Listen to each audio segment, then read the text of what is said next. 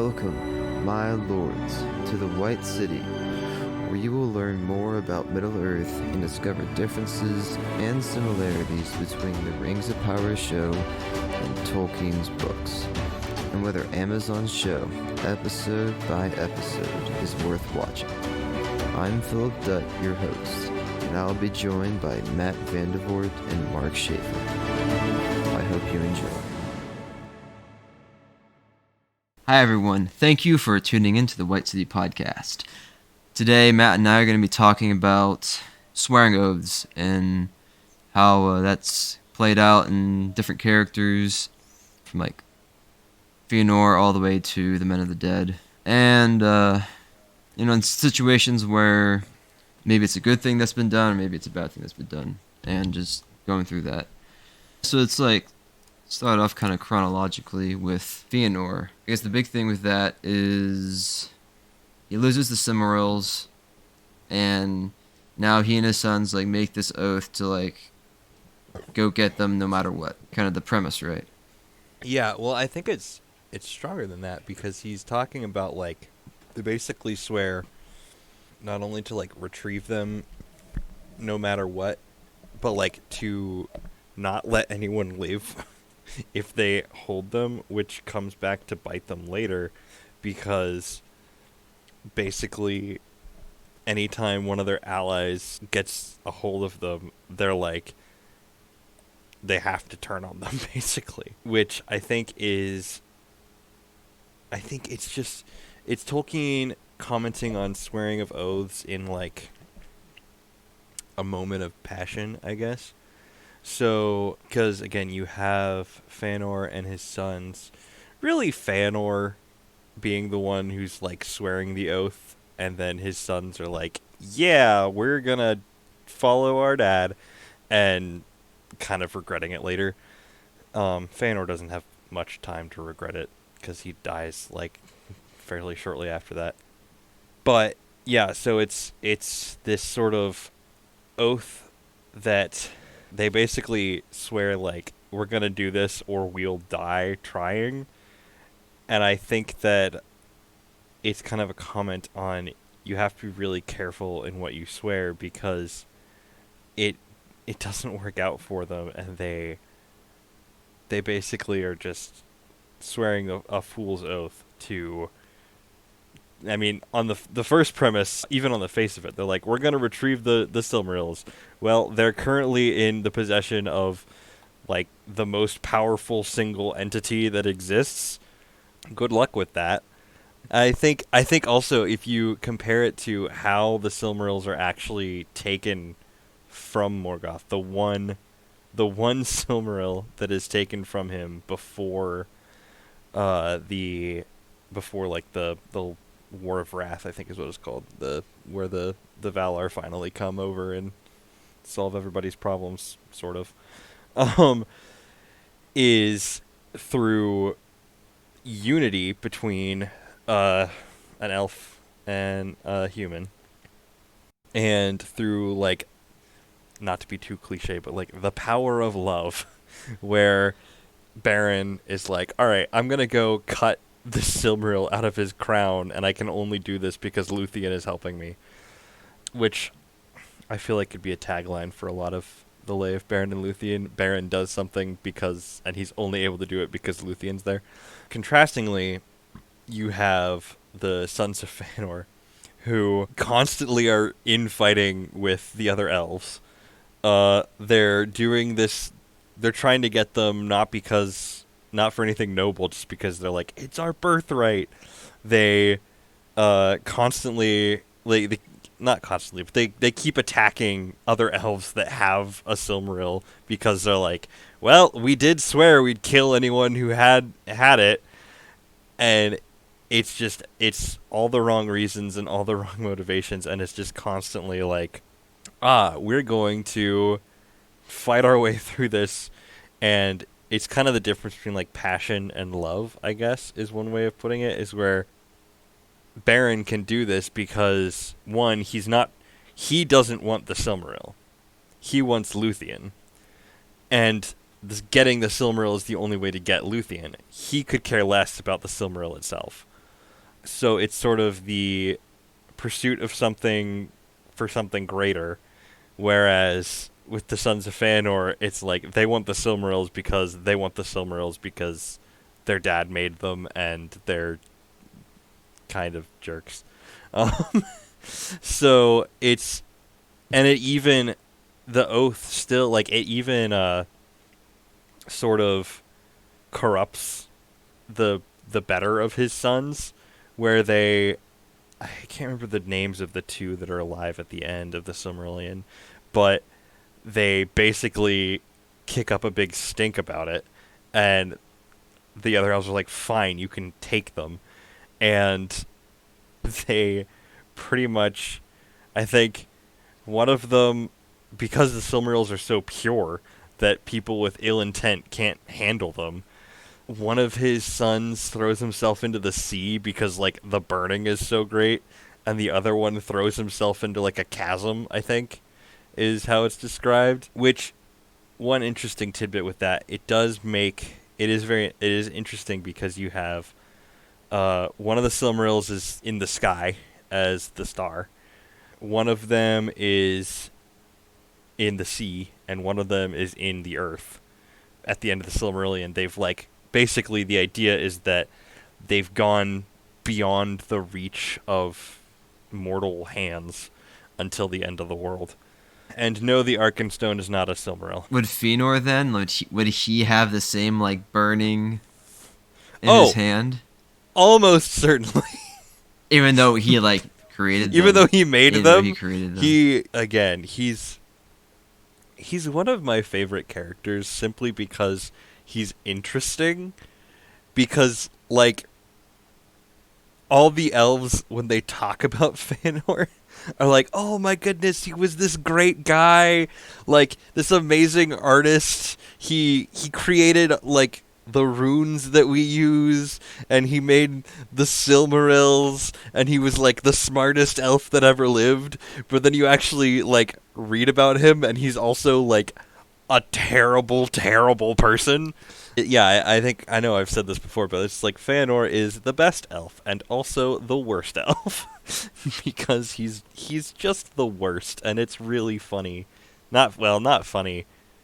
It's funny as a reader. It's not funny from the perspective of the characters in the story, but he's just so like he I think Tolkien was kind of writing him like a tragic hero, like a classic Greek tragic hero, because he just continually screws everything up just due to his own hubris.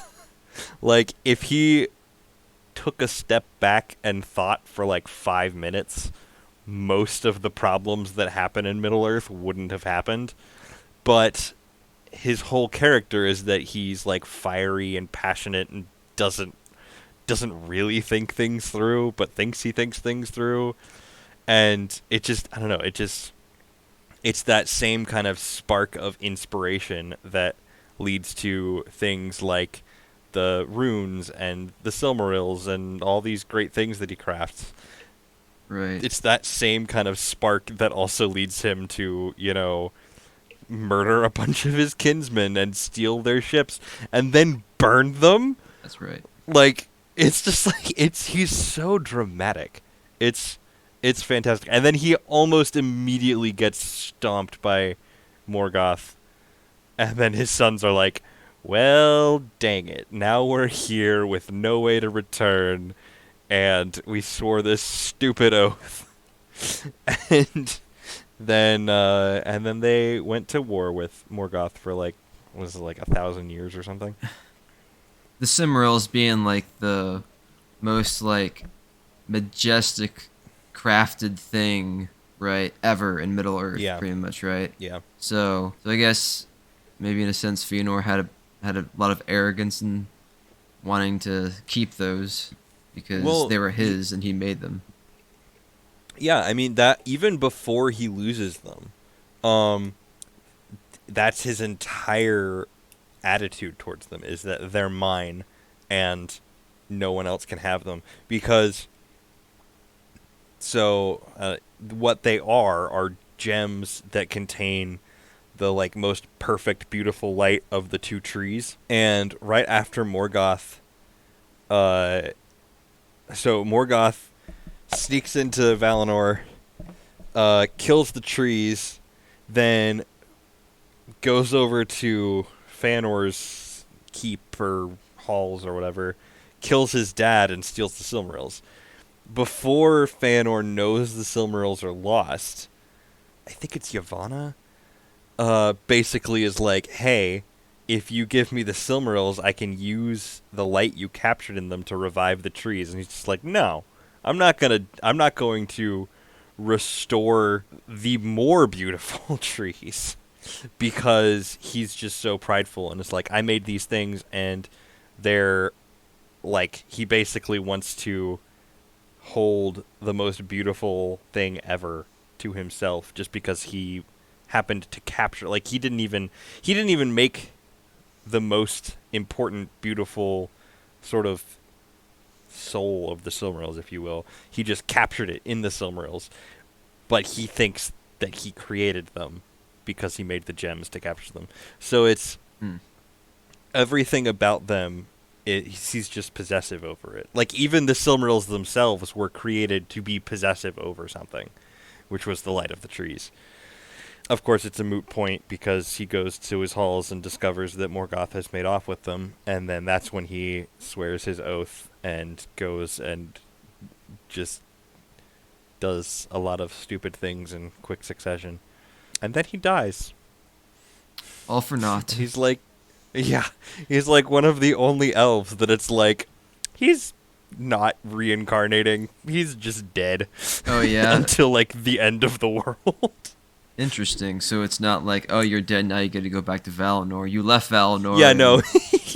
he's like one of the only elves where he did so much that he just can't return until again, all of the, like, apocalyptic stuff that Tolkien wrote about the end of Middle-earth is, like, non-canon because it isn't in any of the officially published stories. Yeah.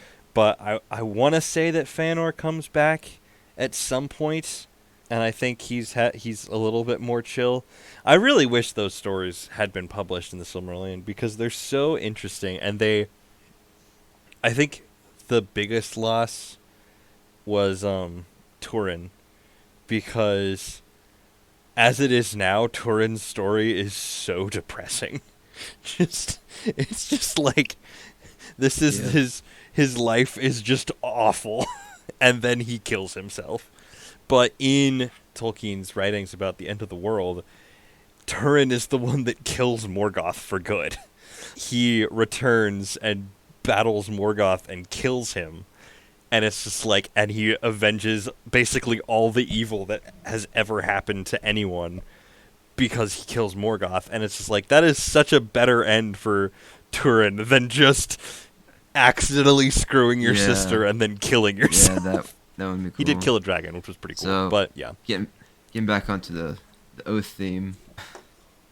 Yeah, so for, like, Feanor and his sons, they make this oath to themselves, right? So, like, this is something that they're keeping themselves, so they're not making an oath to anybody, are they? I think they swear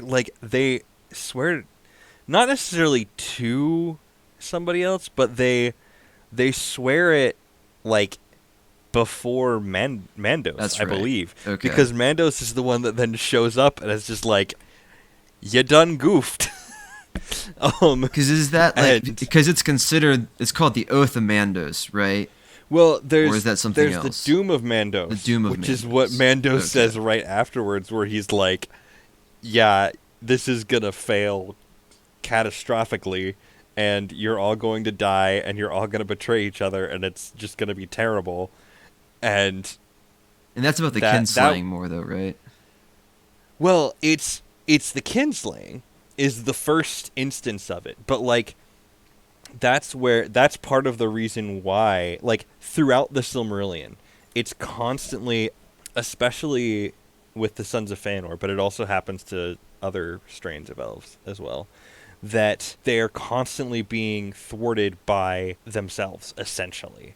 So you have the Sons of Feanor like attacking their allies to get the Silmarils. Like it's constantly internal threats. So like even with Turin, like Turin comes to Nargothrond, and again Turin's not an elf, but Turin comes to Nargothrond and tells them basically, yeah, you should stop hiding, and then a few years later they've been destroyed by a dragon. The same thing happens with Gondolin, with Hurin, where Hurin coming afterwards to try and get back into Gondolin is what leads Morgoth to where Gondolin is. But you also have things like, again, like a lot of it is the Feanor's sons basically betraying everyone at some point because they're trying to get the Silmarils. And so the whole mission is just thwarted by the elves' own infighting, which part of, like, it starts immediately because when he's just like, yeah, y'all will be your own worst enemies, essentially, there's like immediately everyone's like, oh no, we can't trust each other anymore. And then they go kill a bunch of elves. So it's like it's not even that though, because Feanor kills the Teleri. He like slaughters a bunch of them, steals their ships, and then sails across the sea, leaving like a large chunk of his army of the people that were following him behind, and then they have to cross over the ice. Like, basically, they're the ones that save the day eventually, because it's like them, when they finally get to Middle-earth, is like the first rising of the moon, basically. Pretty much instantly, Feanor's already betraying people, like, left and right, in pursuit of his oath, which basically he swore and told everybody that he betrayed people. So it's that kind of, just swearing of an oath without really thinking it through and leading to just terrible consequences, which again I think it's a lot of Tolkien's faith coming through, because you have in scripture there's the whole like let your yes be yes and your no be no, don't necessarily swear oaths.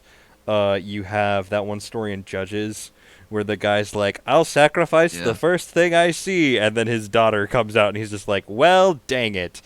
I think this is the biggest instance of, again, because they swear it like in front of the, like not literally in front of the Valar, but they swear it and like basically tell the Valar like, look, we're gonna do this, and the Valar are like, wow, y'all are stupid, but they still get held to it, which is I think kind of the weird dichotomy of it, is that oaths are like often, mostly actually with Feanor and his sons, they're presented as like not a great idea, but they're still held to it. That's why they're so important. Now that is the main place where an oath is kind of seen as a negative, because there are lots of other places where it's like somebody swearing to do something or swearing not to do something, and then the fulfillment of that oath. So like the other one of the other big oaths that's most people think of when you think of Lord of the Rings is and you have it on here, the Men of the Dead. You want to talk about that one next? Yeah, I think we should talk about that next. Breaking their oath. And I think, and you have on here right that what's keeping them there isn't necessarily that they broke their oath. It's the curse of Isildur. Again, because I can't think of anywhere else in the books where somebody swears an oath to such a high power as the Valar. It's usually to somebody else kind of on their level. So like go into a little more detail about like their oath and like who they're swearing it to. So they swear to Isildur, who is the king of Gondor, I think.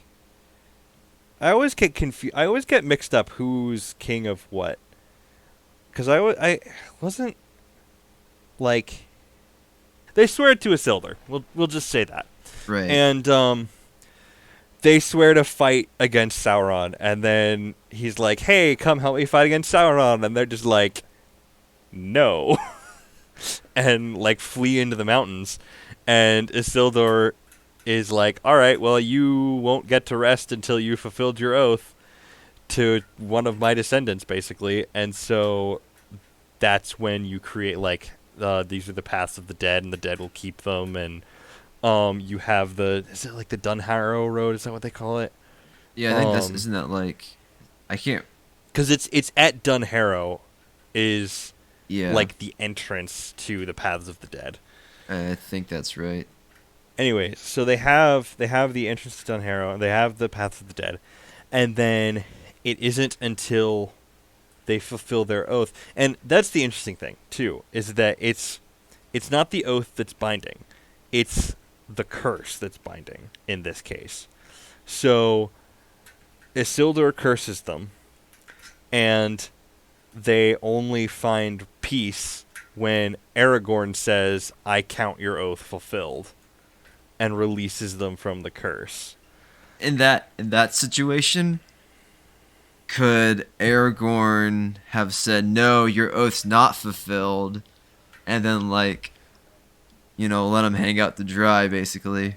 I think technically he would have had the authority to. Now, again, I don't think Aragorn would have done that because he's Aragorn, but like he could have hypothetically, but again, it's Isildur's heir, Aragorn, who has the authority to release them from the curse because he's like the heir of the legacy that was I don't know, slighted, I guess that's the word, slighted. And so Now, also with the sword, is it important for him to have the reforged sword? I Because think in the book he's had it the whole time. In the book, movie he has doesn't get it until the end. So they really play it up in the movie because again, yeah, in the book he gets it as he's setting out from Rivendell.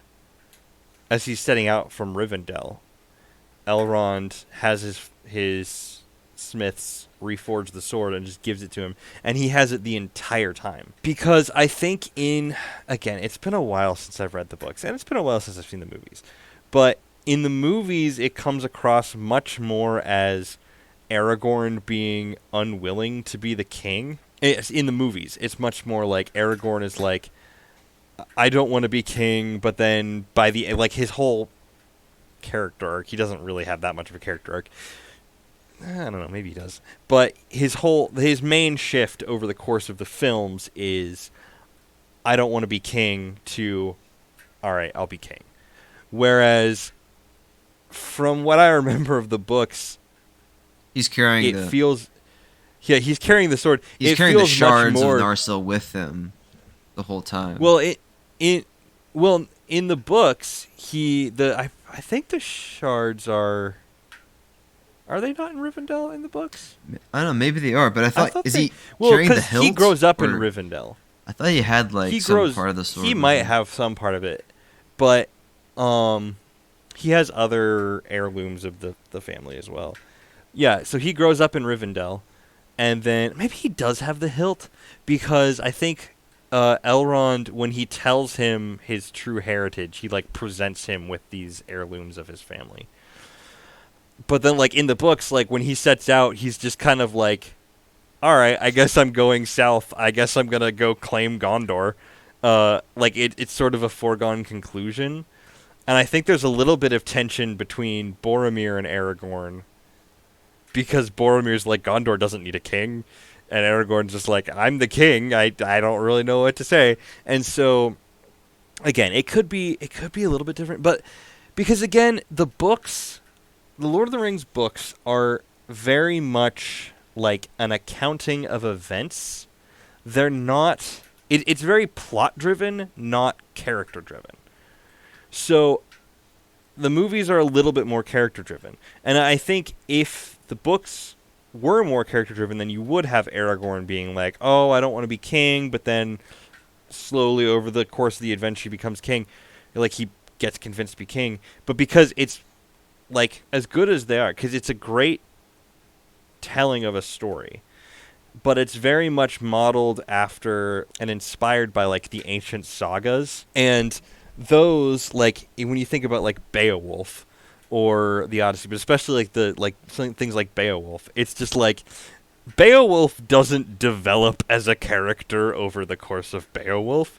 Beowulf is just awesome the whole time.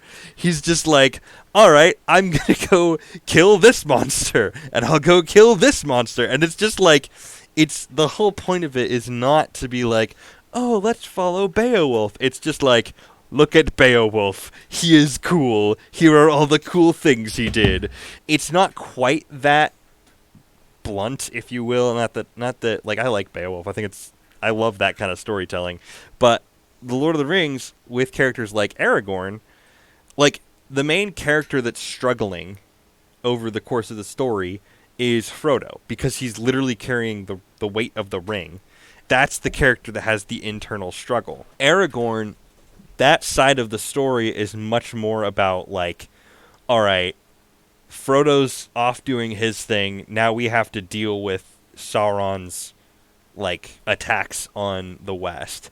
And so Aragorn is not like, in the movies they made him a little bit deeper of a character because that's sort of how storytelling had shifted to the time that the movies were created.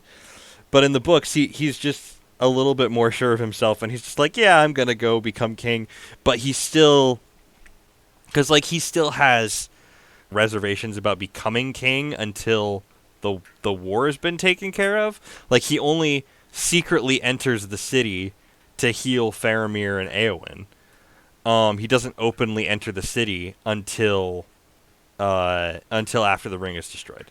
Interesting, huh? Yeah, no, he doesn't openly enter the city as the king until after Sauron has been defeated. I didn't realize that. Yeah, it's something that he makes a point of doing. Yeah. But it's not because like, oh, I don't want to be king yet. It's like, I still have a job to do, and we can't celebrate until Sauron's defeated. So it's much more of a, like, the symbols of the kingship. Like in the movies, they make a big deal about him like presenting the sword, and I think he does in the books too. Maybe. Again, it's been a really long time. And that section of the books is also like, there's a bunch of stuff that's not in the movies. Like there's a whole group, there's like an entire tribe of people that the Rohirrim meet in like the mountains of Gondor that come and help, I think, and they're just not mentioned. And there's like an entire group of Gondorian people from like outside of Minas Tirith. Like in the movies, it's kind of like there's Gondor, and it's basically like Minas Tirith and wilderness. Yeah. Bringing it back to the whole oaths thing, though. Well, it's a nice rabbit trail to go on. Yeah, so basically there's an oath that the men of the dead swear to Isildur. They don't keep that oath when Isildur tells them, hey, you basically are not going to be able to die until you, like, come aid one of my descendants. Now, Yeah. Does he say, is it one of his descendants or one of his, or does it have to be actually, like, a king? Because I guess, like, Aragorn isn't necessarily king yet when he has the sword. Because it's like, I think, I can't remember what the oath is in the books. I think it's just, they promise to help fight against Sauron, they don't, and Isildur curses them. Like, I don't think Isildur necessarily even... Actually, I don't have my copy of the book here. I'm going to look up. Well, no, I won't. Because I don't even know what to look up exactly. But it's like, they break their oath, and they just... Like, Isildur is just... He curses them and then just kind of moves on. I think he does say something about until your oath is fulfilled. But because it's like, specifically, they promised to fight against Sauron. Because I think they had been allied with Sauron at one point. And so that's why he makes them swear the oath. And so it isn't until specifically they fight against Sauron that their oath is fulfilled. So, yeah. Only thing that I found was like what Aragorn tells them, and Yeah. it's basically like the same thing he says in the movie. When all this land is clean to the servants of Sauron, I will hold the oath fulfilled, and ye shall have peace and depart forever. For I am Elisar, Isildur's heir of Gondor. So, anyways. Yeah. Again, I think those are the most like prevalent oaths because a lot of the other ones are really like personal oaths between like individual people where they're not as like grand or like world impacting, at least not explicitly. Like you have on here Gollum swearing to serve the master of the precious. And it's like, okay, well that one does have pretty important implications eventually, but it's not. Well, because he promises to serve the master of the precious. What's interesting is when I was like looking at it in the book, one thing Yeah, that came up is like Frodo was telling him, "Don't swear about it on the ring. Swear yeah, by the ring." yeah, Which is interesting, like the difference he was yeah, making there. But anyway, yeah. I know he says don't swear on it, but swear by it. Yeah, I don't know. I'm not quite sure what to make of that one because he also like he swears not to harm Frodo essentially, but then like the rest of his arc is kind of him trying to get out of it. So like he's like, well, I won't harm Frodo, but I'll just lead Frodo to Shelob, let her eat him, and then once she poops him out, I'll take the ring back. Which, I don't like that he wants to do that, but it's a pretty solid plan. It's just that Sam's way cooler than anyone else in the story. yes, I think that also Frodo asked him like what are you wanting to do? Like you're swearing this oath to do like what are you trying to keep? I think like part of it is I'm saying like, oh, I wanna do good, something like that, and the other part is that he's not gonna let him take it or him get it, which I think is really Sauron. But again, I think that's mostly it's so hard to tell with Gollum because his one overarching motivation behind like everything he does is he wants the ring back.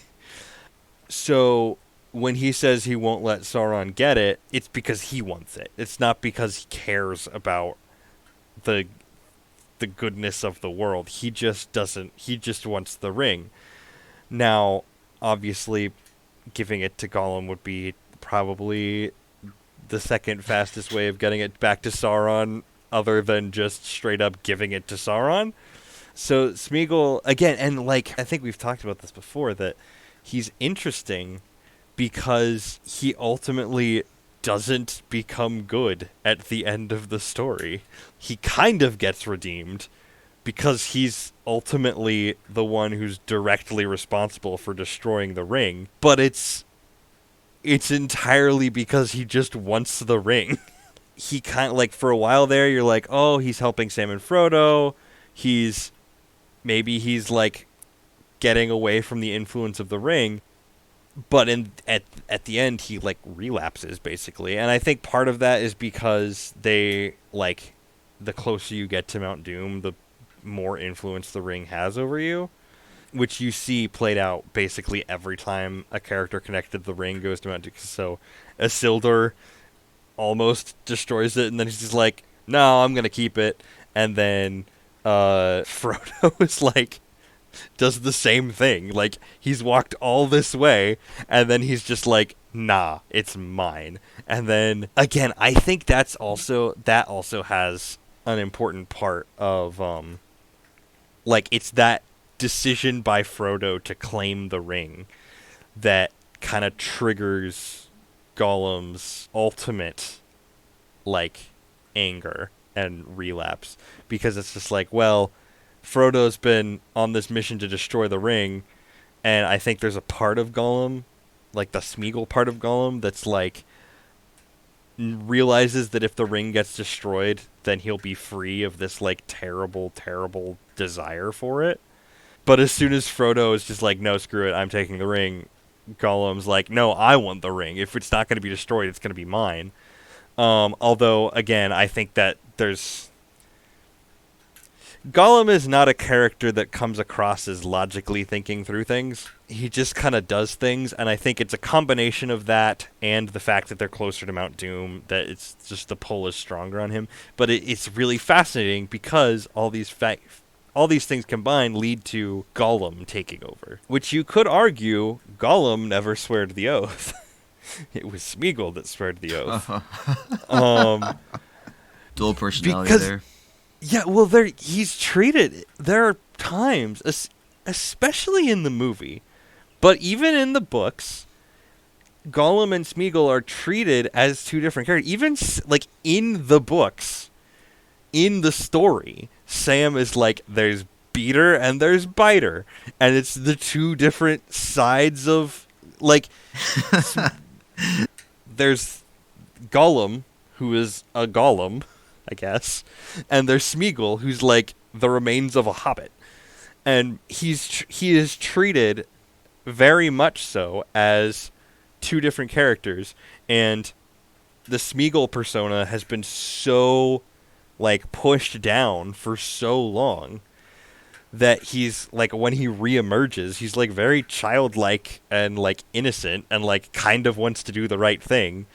And Gollum, who is basically just the personality of the ring, essentially, is like this wicked, nasty little jerk. And that's the interesting... And again, the interesting part of it is that at the end, Gollum wins out.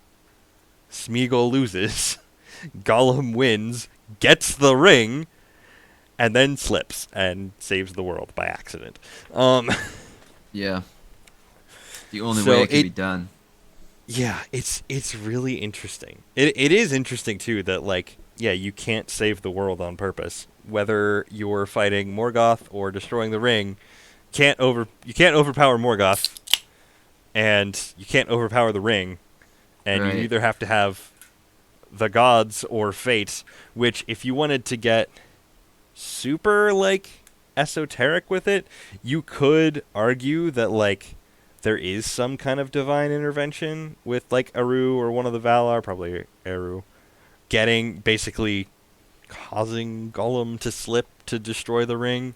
I don't necessarily think that was fully Tolkien's intention, because he never because the Lord of the Rings is really like a couple steps away from the Valar. They're mentioned a few times and in passing, but they're never like if you just read the Lord of the Rings, it's kind of ambiguous as to whether or not they're actually involved in anything. Right. They're pretty general whenever they're They're talked pretty about. general, and like the most influence they have on the world is like when Frodo's in Shelob's lair using the file and like calling out to the one, I can't remember her name right now, and you can kind of argue that her power is like infusing the file, but even that's like an artifact of them. It's not like them directly getting involved.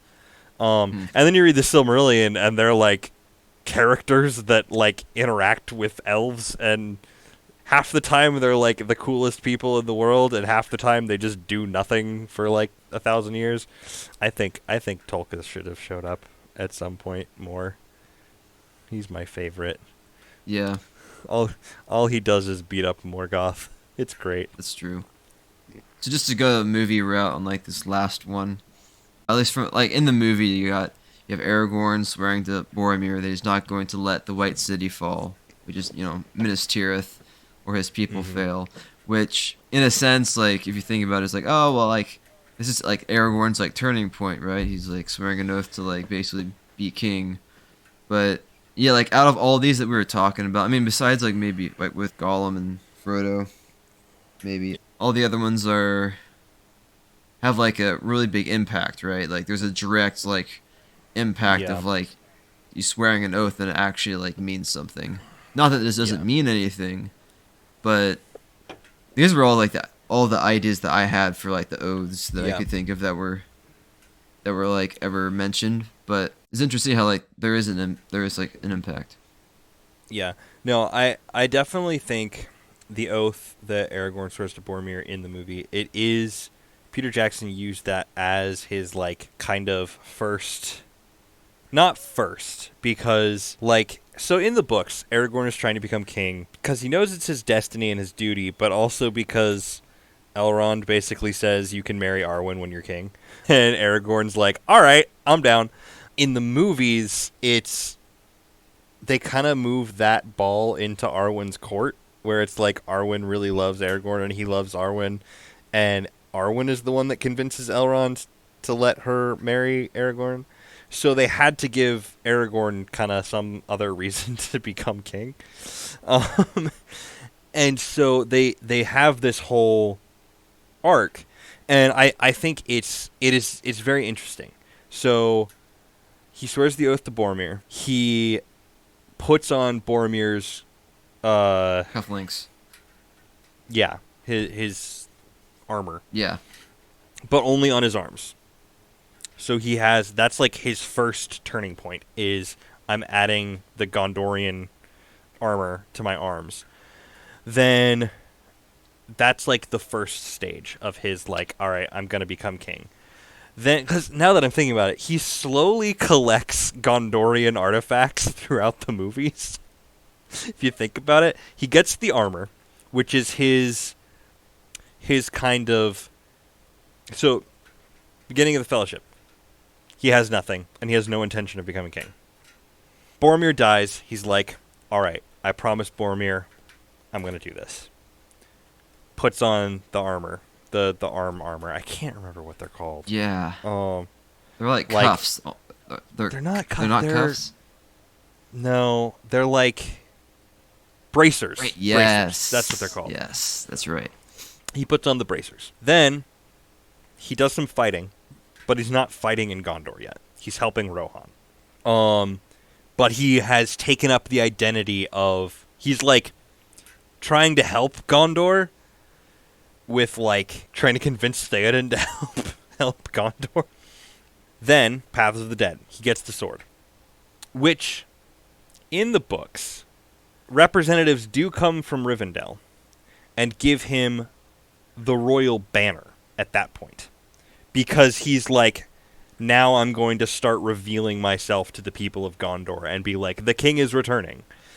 So there is an element of that, but they just replaced the banner with the sword because, let's be honest, swords are cooler than flags. I love flags. I've got flags all around me. You can't see them in the camera, but I got flags all around me.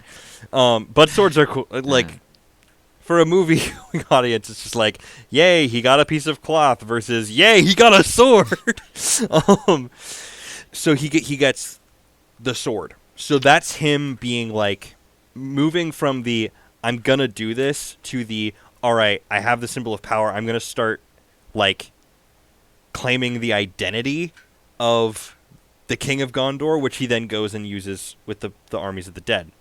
Then you move into, he comes out, he helps fight at the Battle of Pelennor Fields, all of that. Then they march to the Black Gate, and he's wearing the livery of Gondor. He's got the white tree on his armor now. He has taken up the, like, identity of, like, I am now leading Gondor. I've put on more of the Gondorian-ness to myself. He's actually sort of acting as a king should. So he starts out being like, I'm not going to be king. Then he's like, all right, he's determined to become king. Like, he's decided to become king. Then he starts claiming the identity of the king. Then he starts more or less being the king. And it's only at the very end when he gets the coronation that he, like, completes the whole persona, basically. And it's like, now I have fulfilled everything. Now I am the king. Like, I am ruling Gondor. I'm doing all this. And so it's the progression throughout the movies of nothing Gondorian, bracers, sword, armor, crown. And I think that Aragorn swearing to Boromir is because he sees that, like, Boromir kind of reveals to him that, like, because at the beginning, like, Boromir's a little bit of a jerk. By the end, Aragorn kind of sees, oh, there's something worth saving here. There's some, like, this guy really cares, and he is actually, like, a noble dude. And so, and it's Boromir being like, I would have followed you as my king, that kind of pushes him over the edge. So, yeah, and I just put this together as I was thinking about it, that, like, it's throughout the movie, every time he gets another Gondorian artifact or piece of kit, he, like, moves one step closer to being, like, the complete full king. That's interesting, yeah. That's interesting. Well, so we started off by talking about Feanor and the elves. Oh boy. I have here is Elrond and Arwen Very nice. to represent very the nice. elves. And then we also talked about the Men of the Dead. So this here is the King of the Dead with his crown. Very Halloween-y. Yes, very Halloween in the spirits. He's also very dead too. Does he glow in the dark? He does glow in the dark. Yep. Yes. He does glow in the dark. And Get talked about color, sort of. and about Frodo and Sam and Gollum Frodo and Sam and and great. Gollum's oath to never. He swore on the precious. He swore by the precious. Mm-hmm. Either in the movie, he swore on the precious. Mm. Didn't swear by it. And then, to just kind of cap it off, he got Elendil, who is the first king, Oh yeah. and I was gonna. Quick Aragorn. tangent. Doesn't in the movie he's like gonna swear by the master of the precious, On the precious. which then Frodo doesn't want to do because that's Sauron, even though Gollum's saying that's like him, like Frodo. I Making don't him the remember. master because he's the master of the ring, kind of a thing, or Yeah. But Interesting. he doesn't want him to swear by Sauron. Yeah, Sorry, I didn't mean to interrupt your No. your showing off of your very cool. but then things. I was just like showing this guy who's a Elendil, Yeah. but just connecting with the whole king line Very nice. and all. Yeah. There is a. Well, these, to give it kind of like a side note, these are Hasbro action figures that whenever the very movies came nice. out, me and my brother were like looking for them in every store, or we would go online and get them. When we were younger, we always felt like, oh, we should go to the store. We shouldn't just go online and cheat. You know what I mean? We had to go to like the store and find them. That's funny. But Yeah. we got some pretty cool characters from that, and I thought I'd do some show and tell at some points. Thanks everybody for listening, and catch us for the next episode. Thanks. Thanks for visiting the White City. Before you leave, please subscribe to our podcast and check us out at thewhitecitypodcast.com. We're on YouTube or Facebook under the tag @The White City Podcast.